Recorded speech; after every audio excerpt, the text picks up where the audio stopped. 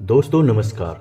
वृश्चिक राशि वाले मेरे मित्रों, 7 बड़े संकेत मिलें तो समझ लो कि भूत प्रेत आपके नजदीक हैं। अब आप वीडियो को ध्यान से देखिए और इन संकेतों को अपने जीवन में उतार कर देखिए। और यदि आपको इस बात का प्रमाण मिल जाए कि आपके जीवन में, आपके आसपास, आपके घर में भूतों का वास हो चुका है, तो फिर आपके जीवन में भूत आए ही क्यों हैं? आपके मन में यह प्रश्न उठेगा, क्या किसी ने जानबूझकर आपके जीवन में इन नकारात्मक शक्तियों को भेजा है या स्वयं ही आपकी ओर आकर्षित हुई हैं? क्या आपकी स्वयं की ही कुछ गतिविधियां, कुछ कार्यों से भूत प्रेत आकर्षित होते हैं? और यदि जब जीवन में इन नकारात्मक शक्तियों ने आपके घर में डेरा जमा ही लिया है, तो अब इनसे मुक्ति आपको कैसे प्राप्त होगी? यह सबसे महत्वपूर्ण बात होगी। दोस्तों, हम आपको बेशक इस वीडियो में इन नकारात्मक शक्तियों से मुक्ति के उपाय बता दें। आप उन उपाय को आजमा लेंगे, कुछ दिन तक आपको इन शक्तियों से मुक्ति प्राप्त हो भी जाएगी। लेकिन हम गारंटी देते हैं कि कुछ ही दिनों के बाद फिर से आपके जीवन में वही सब घटनाएं घटने लगेंगी, नकारात्मक शक्तियां फिर से आपके जीवन में प्रवेश कर जाएंगी। अब हम ऐसा क्यों कह रहे हैं? इस बात को समझने के लिए आपको वीडियो ध्यान से देखना होगा, हर बात को गौर से समझना होगा, क्योंकि आज के इस वीडियो में हम इस समस्या की जड़ तक यानी गहराई तक उतरेंगे और आपको इस समस्या के मूल तक ले जाएंगे। जब आप इस वीडियो को ध्यान से देख लेंगे और वीडियो में बताई हर एक बात को समझ लेंगे, तो आप समझ जाएंगे कि ऐसी समस्या जीवन में उत्पन्न ही क्यों होती है। दोस्तों, समस्या का निवारण कर लेना एक अलग बात है, लेकिन यदि समस्या जहां से उत्पन्न हो रही है उस जड़ को ही काट दिया जाए तो जीवन में फिर कभी ऐसी समस्या आएगी ही नहीं। तो निवारण करने का तो फिर सवाल ही पैदा नहीं होता है और आपका जीवन सुखमय हो जाता है। तो हमें ध्यान देना चाहिए कि जब कोई कहता है कि हम समस्या की जड़ तक जाते हैं और समस्या को उत्पन्न होने ही नहीं देंगे, क्योंकि ऐसी बातें हर कोई बताता नहीं है। दोस्तों, लोग ऊपर ऊपर की बातें करते हैं और टाइम पास करके चले जाते हैं। केवल व्यू के लिए लोग उल्टी सीधी बातें भी करते हैं, लेकिन हम आपकी जीवन की हर एक समस्या से आपको मुक्त करना चाहते हैं। यह हमने संकल्प लिया है और हम आपको इन मूलभूत बातों को बताएंगे जिन्हें बहुत से लोग पेड सर्विस के तौर पर दूसरों को बेच रहे हैं। जी हाँ दोस्तों, हम आपको फ्री में ही ऐसी महत्वपूर्ण जानकारी देने जा रहे हैं जो आपको सामान्य तौर पर YouTube प्लेटफॉर्म पर तो देखने को नहीं मिलेगी। इस बात की हम गारंटी देते हैं। तो अब ऐसे में जब हम आपके जीवन को सुधारने के लिए, आपके जीवन में चमत्कार लाने के लिए मेहनत कर रहे हैं, तो आपका भी दायित्व बनता है कि आप वीडियो को पूरा देखें, तभी आपको सारी बातें समझ में आ पाएंगे। यदि आप वीडियो को बीच में छोड़ देंगे, आधा अधूरा ज्ञान लेंगे, तो आपको कुछ भी समझ में नहीं आएगा। और इससे भी महत्वपूर्ण बात कि जो शक्की और बहमी प्रवृत्ति के लोग हैं, यानी जिन्हें हर बात में दाल में काला दिखाई देता है, हर बात में उन्हें बहम करने की, शक करने की बीमारी है, ऐसे लोग इसी समय इस वीडियो को छोड़कर चले जाएं, क्योंकि हम अविश्वासी और अधर्मी लोगों के लिए मेहनत नहीं करना चाहते हैं। हमें केवल उन लोगों के लिए मेहनत करने में आनंद मिलता है जो सचमुच में अपने जीवन में बदलाव चाहते हैं, जिन्हें धर्म में, ईश्वर में और इससे भी महत्वपूर्ण कि अपने आप में पूर्ण विश्वास होता है। दोस्तों, बात सुनने में हो सकता है थोड़ी सी कड़वी लगे, लेकिन हमें जानबूझकर ऐसी बातें बोलनी पड़ती हैं दोस्तों, क्योंकि कुछ लोग इतने ओछे और इतने घटिया कमेंट लिखते हैं कि उन्हें लगता है कि सब कुछ बहुत आसान है और सब उनके हाथ में है। लेकिन दोस्तों, आज नहीं तो कल ऐसे लोग कहीं ना कहीं घुटने टेक कर दया की भीख मांगते दिखाई देते हैं। जी हाँ दोस्तों, क्योंकि जीवन उतना आसान नहीं है और वैसा नहीं है जैसा हम इसे समझ लेते हैं।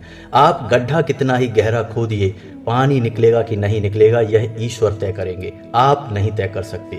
आप एक नहीं 100 गड्ढे खोदिए, 100 कुएं खोदिए, पानी निकलेगा या नहीं निकलेगा यह भगवान तय करेंगे। तो इसमें आपने मेहनत की, यह आपके हाथ में, लेकिन परिणाम तो भगवान ने ही दिया। वैसे ही आप कितनी ही मेहनत जीवन में करें, आपको सफलता मिलेगी या नहीं मिलेगी यह भगवान भगवान तय करेंगे। तो भगवान कौन है? सकारात्मक ऊर्जा है दोस्तों। और यदि हम अपने आप को सकारात्मक नहीं रख पा रहे हैं, यानी हमारे कर्म अच्छे हैं या बुरे हैं इससे कोई फर्क नहीं पड़ता, हमारे आसपास नकारात्मक ऊर्जाएं इकट्ठी हुई हैं, तो भगवान की कृपा भी हमें प्राप्त नहीं हो पाती है। इसीलिए आपने अपने जीवन में कई लोगों को ऐसे कहते सुना होगा कि हमने जीवन भर भगवान की पूजा की, जीवन भर मंदिरों के चक्कर लगाए, लेकिन हमारा तो कभी उद्धार हुआ ही नहीं, हमारे जीवन से कष्ट कभी कटे ही नहीं। क्योंकि दोस्तों उन्होंने जीवन को इस गहराई से कभी समझा ही नहीं। उन्होंने सीधे सीधे तौर पर जीवन को समझने की कोशिश की, लेकिन जीवन उतना आसान नहीं है। यहाँ हमें हर एक विषय की गहराई समझनी पड़ती है। इसीलिए दोस्तों हमारे हिंदू धर्म में, हमारी सनातनी परंपरा में गुरु शिष्य परंपरा है। एक उम्र के बाद लोग गुरु दीक्षा लेते हैं, गुरु मंत्र लेते हैं और गुरु से ज्ञान हासिल करते हैं, जीवन जीने की कला हासिल करते हैं, तभी जीवन में उद्धार संभव होता है। लेकिन आज इन परंपराओं का लोप हो चुका है। लोग अपने आप में भोग विलास में, जीवन की भागदौड़ में इतना खो चुके हैं कि इन सब बातों को महत्व नहीं देते हैं। तभी आपने देखा होगा कि हर एक इंसान दुखी है, चाहे उसके पास धन दौलत हो या ना हो, सुख समृद्धि हो या ना हो, बड़ी बड़ी गाड़ियां हैं, बड़े बड़े घर हैं, लेकिन नींद की दवाई खाकर नींद आ रही है, चैन से सो नहीं सकते हैं। तो ये सब तकलीफें क्यों हो रही हैं दोस्तों? क्योंकि हमने अपनी जड़ों को खुद ही काट डाला है। हम अपने अध्यात्म से, अपने ईश्वर से और अपनी जड़ों से दूर हो चुके हैं। जी हाँ दोस्तों, कहने को तो और भी बहुत बातें हैं दोस्तों, लेकिन वीडियो बहुत लंबा हो जाएगा, इसलिए हम बातों को यहीं विराम देते हैं और मूल बातों पर आते हैं। तो चलिए वीडियो की शुरुआत करते हैं, लेकिन इससे पहले आपसे एक निवेदन है कि कमेंट में पूरे भक्तिभाव के साथ जय माँ भद्रकाली लिखना ना भूलें।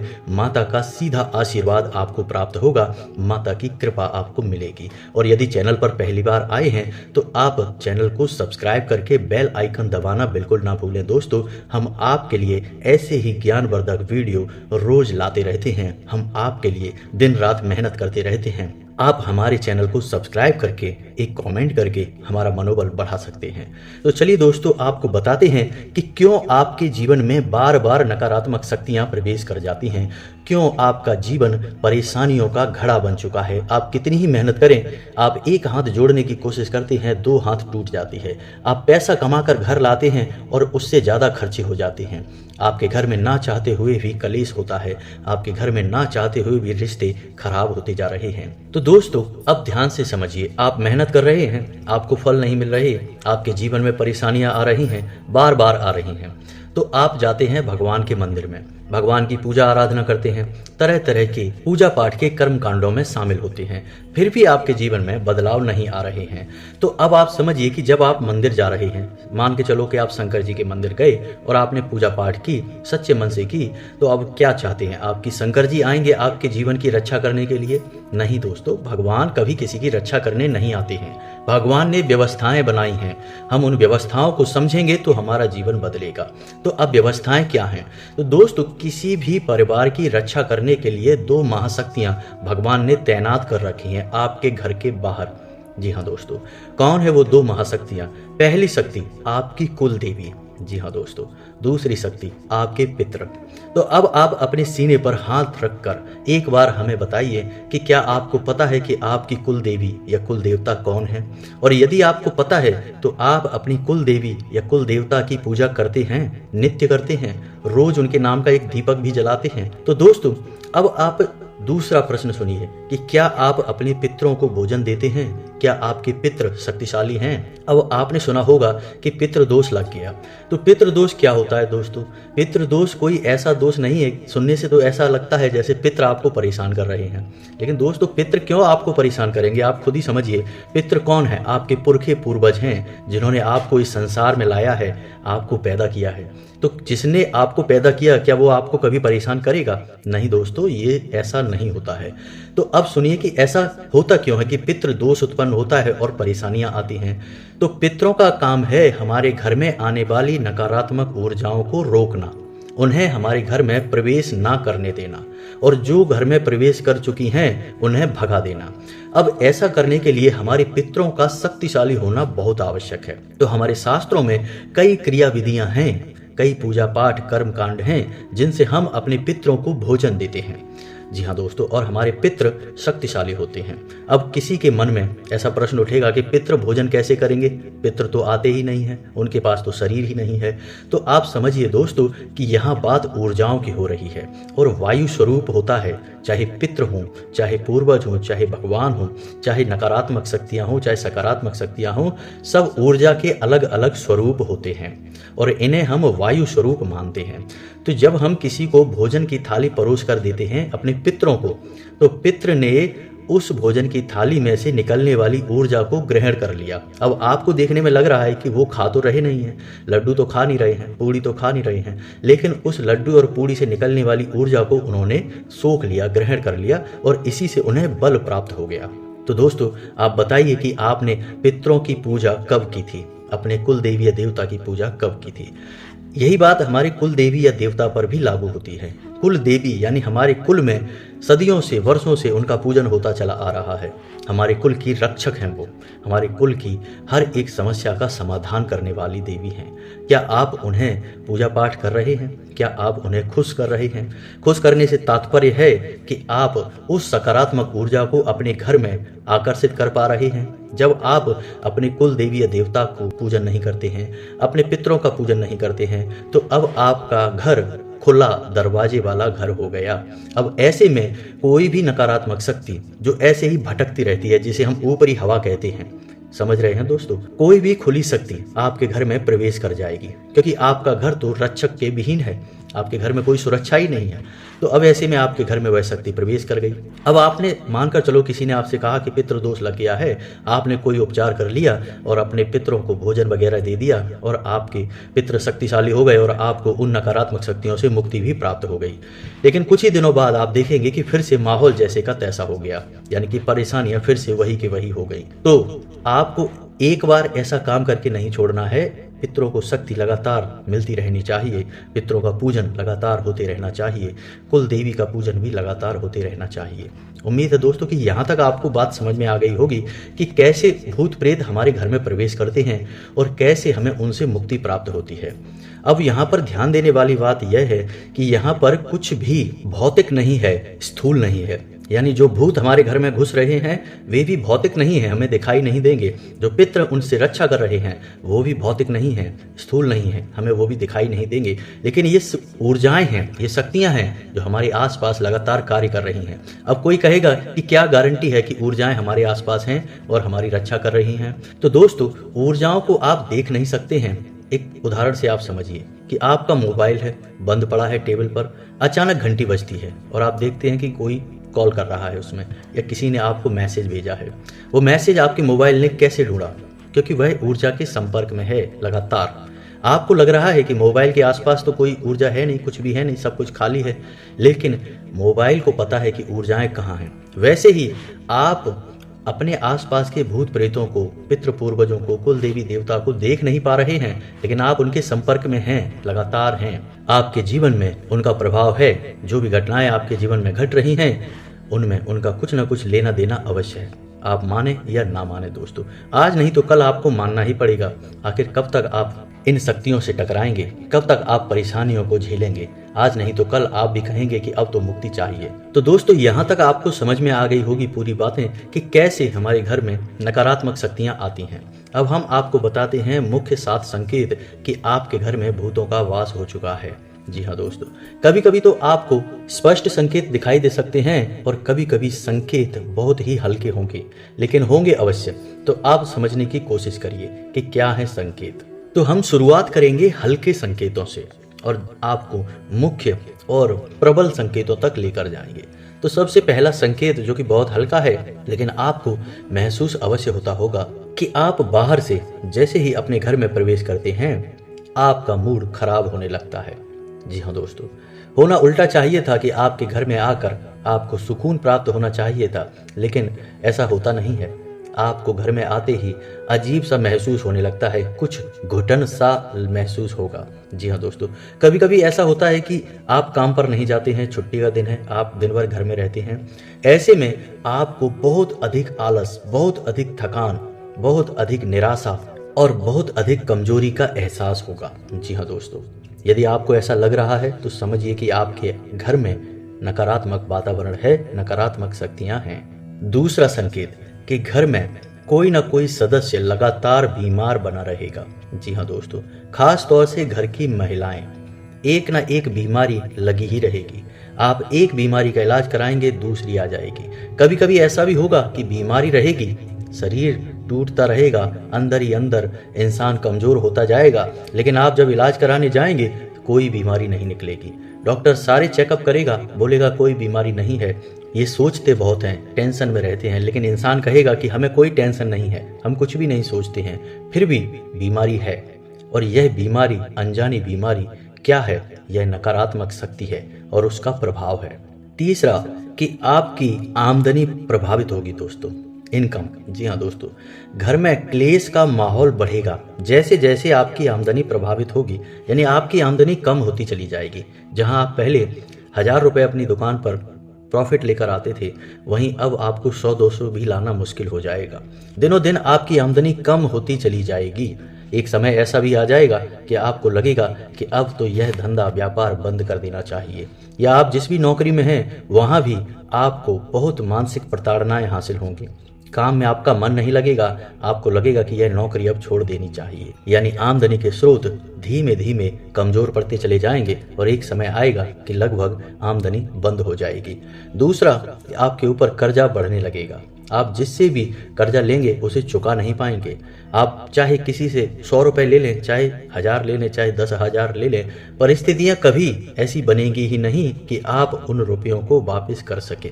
आपका मन खूब होगा कि आप वापस करें, समय पर वापस करें, लेकिन कर नहीं पाएंगे। इससे होगा यह कि समाज में आपका सम्मान कम होने लगेगा, लोग आपको गलत नजरों से देखने लगेंगे। जी हाँ दोस्तों, लोगों की भावनाएं बदलने लगेंगी। जी हाँ दोस्तों, अब ऐसा क्यों होगा? भूतों को आपको टेंशन में रखने से, आपको परेशानी में रखने से क्या फायदा होता है दोस्तों? आपके मन में यह प्रश्न उठ सकता है कि क्यों नकारात्मक शक्तियां हमेशा परेशान करती हैं, टेंशन में रखती हैं। दोस्तों, आप समझिए कि जो भूत है वो ऊर्जा का एक स्वरूप है, नकारात्मक ऊर्जा है, और उसे अपना भोजन चाहिए। और जब आप चिंतित होते हैं तो आपके शरीर से, आपके दिमाग से एक नकारात्मक वाइब्रेशन निकलती है, नकारात्मक ऊर्जा उत्सर्जित होती है, और वही नकारात्मक ऊर्जा उस भूत का भोजन है। जी हाँ दोस्तों, इसीलिए भूत कभी नहीं चाहेगा कि आप तरक्की करें, आप खुश रहें, ऊर्जावान रहें। आप जितने निराश, हताश, परेशान रहेंगे, टेंशन में रहेंगे, भूत को उतना ही अधिक पोषण मिलेगा, और धीरे धीरे भूत आपके ऊपर हावी होता चला जाएगा और आपको आत्महत्या तक के लिए मजबूर कर सकता है। जी हाँ दोस्तों, कई मामलों में ऐसा देखा गया है कि घर में असमय मौत होने लगती हैं, आत्महत्याएं लोग करने लगते हैं और अकाल मृत्यु होने लगती हैं। जी हाँ दोस्तों, तो यह बहुत ही विनाशकारी स्थिति होती है। भगवान न करे कि किसी के घर में ऐसा हो, हम नहीं चाहते। हम तो यही दुआ करते हैं कि हमेशा लोगों के जीवन में समृद्धि रहे। तो चलिए दोस्तों, अगला संकेत बताते हैं आपको। आपकी पूजा पाठ फलित नहीं होगी दोस्तों। आप या तो कोई संकल्प लेंगे ही नहीं, और यदि आप संकल्प लेंगे तो आप उसे पूरा नहीं कर पाएंगे। यह एक बहुत बड़ा प्रमाण है नकारात्मक शक्तियों के होने का। अब मानकर चलिए कि आपने यह संकल्प लिया कि आप 11 गुरुवारी पूजा करेंगे और व्रत रहेंगे। मान लो आपने यह संकल्प ले लिया, यह एक अच्छा संकल्प है, आपके घर में सुख समृद्धि लेकर आएगा, गुरु को मजबूत करेगा, धन संपदा घर में बढ़ेगी। लेकिन भूत प्रेत यह नहीं चाहेंगे कि आप ऐसा करें, तो आप 1-2 बार ऐसा कर पाएंगे, तीसरी बार आपके जीवन में कोई ना कोई बाधा आ जाएगी। जी हाँ दोस्तों, मान लो आपने हनुमान जी का कोई बड़ा उपाय अपने जीवन में शुरू किया, जैसे कि एक 21 दिन का महाशक्तिशाली उपाय है दोस्तों, सर्व मनोकामना पूर्ण उपाय है दोस्तों, बहुत ही शक्तिशाली है। कई लोगों के जीवन में अभूतपूर्व परिवर्तन आए हैं। यदि आपको यह 21 दिन का उपाय चाहिए तो आप कमेंट करिए, हम आपको इसके ऊपर विशेष वीडियो बनाकर दे देंगे, और हम गारंटी देंगे कि आपका जीवन में बदलाव आएगा ही। लेकिन मान लो कि नकारात्मक शक्तियां आपके जीवन में हैं, तो आपका यह 21 दिन वाला उपाय आप कभी पूरा नहीं कर पाएंगे। बीच में ही कुछ ना कुछ बाधाएं आ ही जाएंगी दोस्तों। ऐसा इसलिए होगा क्योंकि नकारात्मक शक्ति कभी नहीं चाहेगी कि हनुमान जी आपके रक्षक बने। तो यह बहुत बड़ा संकेत है कि आपकी पूजा पाठ फलित नहीं होगी दोस्तों। छोटी मोटी पूजा, जैसे आप गए और आपने आरती गा ली, आपने अगरबत्ती लगा दी, प्रसाद चढ़ा दिया, यह छोटी मोटी पूजाएं हैं, इनके प्रभाव बहुत हल्के होते हैं। लेकिन जब कोई इंसान संकल्प लेकर और विशेष मनोकामना के साथ पूजा करता है तो वह बहुत ही शक्तिशाली होती है दोस्तों। मानकर चलिए कि आपने एक छोटा रिचार्ज कराया 10 रुपए का, उससे आपको कम टॉक टाइम मिला 10 रुपए का ही, लेकिन आपने 1000 रुपए का रिचार्ज करा लिया तो अब आपका टॉक टाइम बढ़ गया। वैसा ही होता है कि आपने संकल्प ले लिया और अब आपने दैवीय शक्तियों को बाध्य कर दिया कि वे आपकी मदद के लिए आएंगे ही। जी हाँ दोस्तों, भगवान संकल्प के आगे झुक जाते हैं। इसीलिए तो प्राचीन काल में आपने सुना होगा कि राक्षस भी, बेशक उन राक्षसों की मनसा नकारात्मक होती थी, फिर भी भगवान को प्रसन्न कर लेते थे। क्यों? क्योंकि उनकी संकल्प शक्ति बहुत ज्यादा प्रबल हुआ करती थी। तो ब्रह्मा जी को प्रकट होना ही पड़ता था, भगवान भोलेनाथ को ना चाहते हुए भी प्रकट होना ही पड़ता था। वैसे ही संकल्प की शक्ति के साथ यदि पूजा की जाए तो वह पूजा फलित होती ही है। दोस्तों, हम संकल्प शक्ति के ऊपर भी एक विशेष वीडियो बनाएंगे और आपको समझाएंगे कि यह कैसे कार्य करती है। तो चलिए दोस्तों, अगला संकेत बताते हैं कि घर के बच्चे, जी हाँ दोस्तों, जो घर के बच्चे हैं, घर का भविष्य है, वे बर्बाद होने लगते हैं। कहने का मतलब ये है कि बड़ों की हर बात उन्हें उल्टी लगेगी, बड़ों की कोई भी बात वो मानेंगे नहीं, बड़ों का सम्मान नहीं करेंगे, किसी भी बात पर ध्यान नहीं देंगे और गलत गतिविधियों में शामिल रहने लगेंगे, समय बर्बाद करने लगेंगे। जी हाँ दोस्तों, आपने सुना होगा कि लोग अक्सर यह कहते हैं कि हमारा बेटा तो हाथ से निकल गया, हमारी बात ही नहीं सुनता, हमारी बात ही नहीं मानता, क्या करें। ऐसा इसलिए है दोस्तों क्योंकि घर में नकारात्मक शक्तियों का वास है।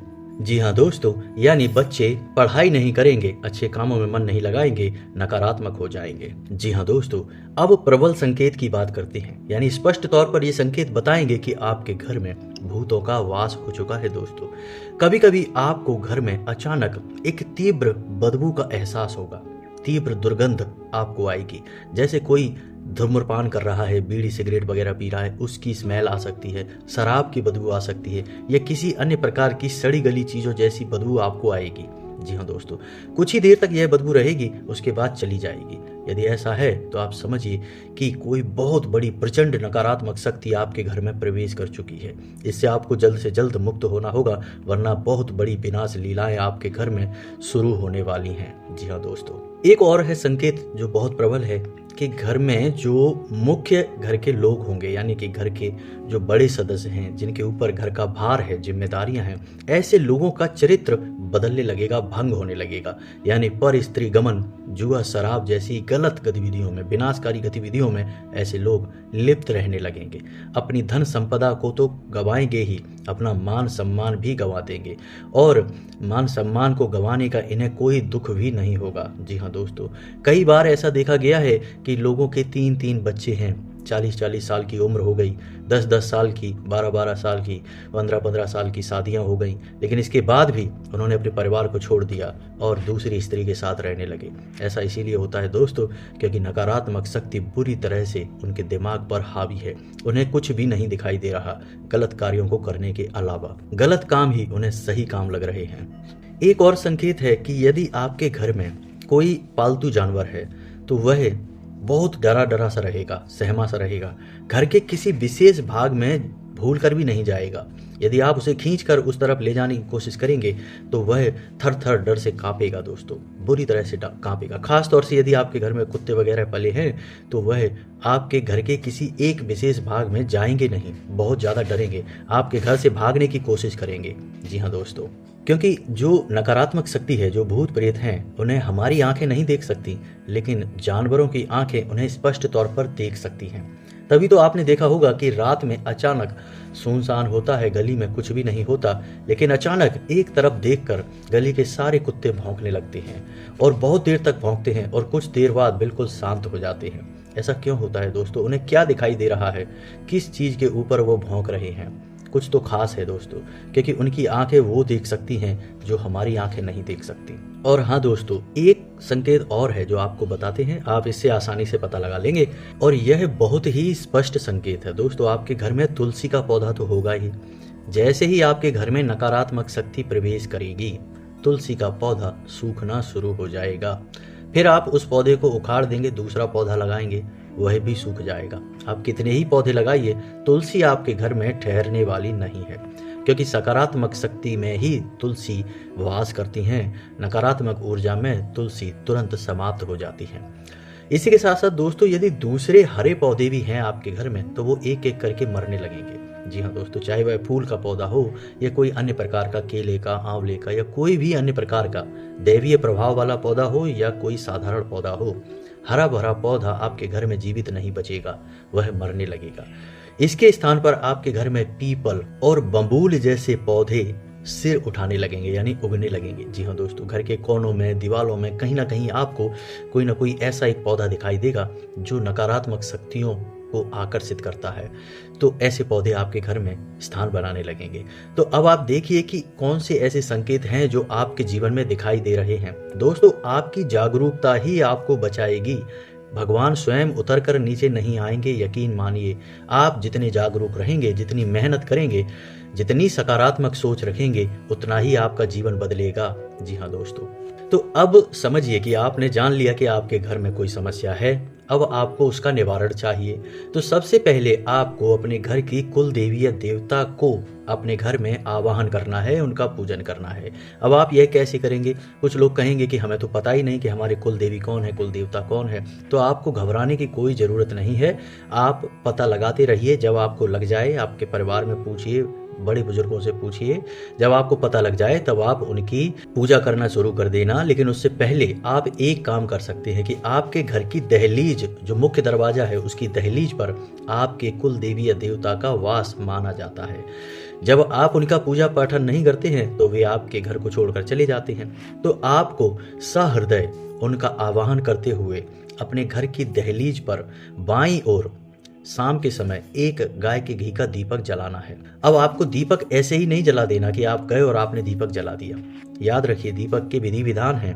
आपको जमीन पर थोड़ा सा अन्न रखना है और उस अन्न के ऊपर आपको दीपक जलाना है। दीपक मिट्टी का होना चाहिए दोस्तों, और ध्यान दें कि उस दीपक से कोई भूले से भी पैर ना लगा दे। जी हाँ दोस्तों, आप बार बार उस दीपक का प्रयोग कर सकते हैं। आज जलाया, कल फिर से उसी दीपक को जला सकते हैं, लेकिन उस दीपक को आपको बाती को बदलना पड़ेगा। उस दीपक को आपको अच्छी तरह से धोना पड़ेगा। शुद्ध करने के बाद आप अगले दिन फिर से उसी दीपक को जलाइए। कुछ दिन आप पूरे भक्तिभाव के साथ, पूरे प्रेम के साथ अपने कुल देवी या देवता का आवाहन करते हुए एक दीपक वहां जलाइए। आप देखेंगे कि बदलाव शुरू हो गए हैं। कुल देवी या देवता की पूजा इतनी शक्तिशाली है दोस्तों कि इसके जागृत प्रमाण हमने खुद अपने जीवन में देखे हैं। जहां लोग एक एक पैसे के लिए परेशान थे, कर्जे में डूबे हुए थे, काम धंधे सब ठप हो चुके थे, वहीं कुल देवी या देवता की पूजा करते ही चमत्कार हुए। लाखों रुपए में खेल रहे हैं, लाखों रुपए के लेन देन जीवन में शुरू हो गए हैं, कर्जे से मुक्त हो गए हैं, बहुत बड़े बदलाव आ गए हैं। दोस्तों, आप यकीन मानिए, ये बहुत ही शक्तिशाली पूजा है। तो आपको यही करना है। कुल देवी या देवता का पता कैसे लगाना है, हम आपको किसी और वीडियो में बताएंगे। इसके लिए आपको हम एक खास अलग से वीडियो बनाकर दे देंगे, आप कमेंट करके बताएं। अब बताते हैं दूसरा काम कि आपको क्या करना है। तो दोस्तों, आपको अपने पितरों को भोजन देना है, उन्हें मजबूत करना है, उनको शक्तिवान बनाना है।